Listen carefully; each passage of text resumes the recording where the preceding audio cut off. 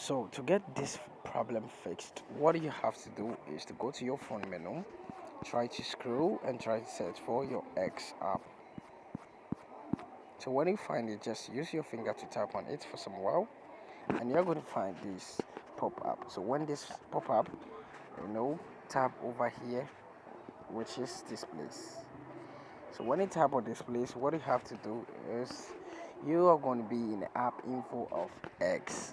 So when you get to the app info of X, what you have to do is to tap on the first stop, then you tap on OK. After doing this, what you have to do is to tap on notifications. Now make sure the show notification is turned on, and make sure everything over here is turned on. Do you get me?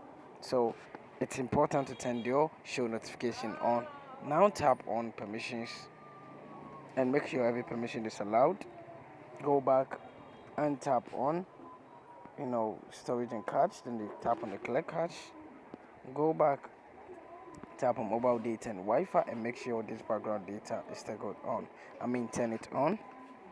After doing all this, what you have to do is to go to Google Play Store and try to search for X. So when you find your X like this, what you have to do is to update it. So just tap on the X, then after that tap on this update to get the latest update of X. So after updating your X, what you have to do is to restart your device or reboot your device. So to do this is what you have to do. Tap on your power button for some while, and this is going to pop up. And after that, tap on restart or reboot, which is different from your device. So after tapping on restart or reboot, you're going to see this. Then you tap on OK, and you're going to get your your device reboot or restart.